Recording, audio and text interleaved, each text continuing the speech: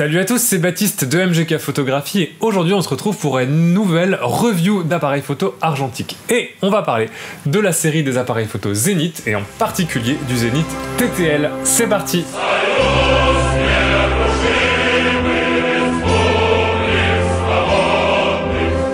La marque Zenith, c'est une marque d'appareils photo russe fabriqué en URSS depuis les années 50. Le dernier modèle a été produit aux alentours du début des années 2000. Ce sont souvent des appareils qui sont très robustes et assez simples dans leur fonctionnalité et leur utilisation.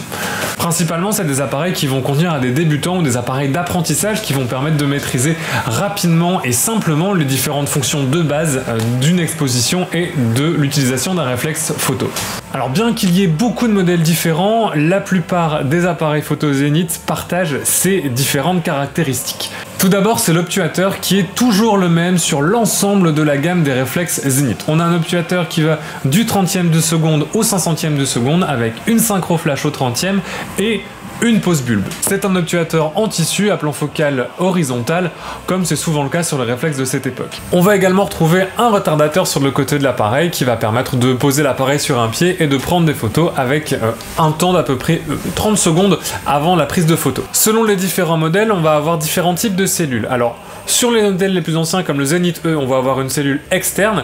Sur ce modèle-là, le Zenith TTL, on va avoir une cellule à l'intérieur en TTL, et sur des modèles plus récents, on peut avoir jusqu'à 2 cellules CDS qui sont placées à travers l'objectif et dans la chambre pour une exposition. Pour terminer sur le viseur de ces appareils photo, en général ils sont plutôt petits et étroits, pas forcément très confortables, pas très clairs et assez peu avares en information. Donc on va retrouver souvent un plus, un moins pour indiquer la surexposition ou la sous-exposition et une indication de l'exposition correcte, soit par une diode, soit par une aiguille sur une petite boule ronde.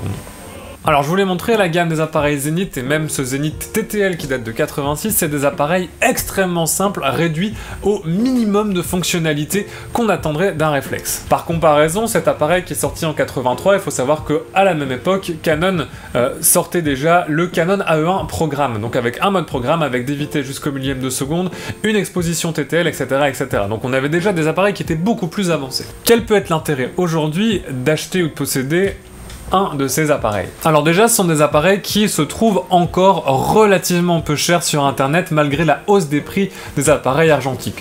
Disons que pour un boîtier Zenith avec un objectif, il faudra compter entre 30 et 40 euros, là où des appareils de la même époque fabriqués par exemple par des constructeurs un peu plus reconnus tablent aujourd'hui dans les 100-150 euros avec une optique. Pour vous parler maintenant un petit peu plus de mon expérience avec ce modèle particulier de Zenith, ça a été un petit peu une histoire d'amour-haine au départ. Alors je l'ai retrouvé, c'est un appareil qui appartenait à mon grand-père et lors de ma première pellicule, j'ai eu énormément de mal à en avoir des résultats potables.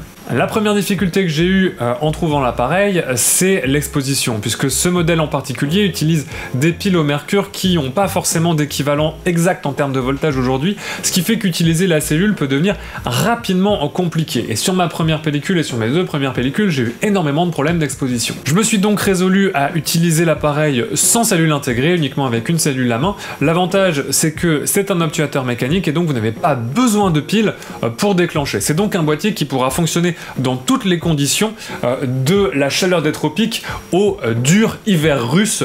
On peut forcément s'y attendre. La chose que j'apprécie particulièrement à propos des boîtiers Zenith, malgré leurs limitations techniques, malgré qu'ils soient parfois un petit peu frustrants à utiliser, c'est le fait qu'ils utilisent la monture M42 qui est une monture vraiment géniale.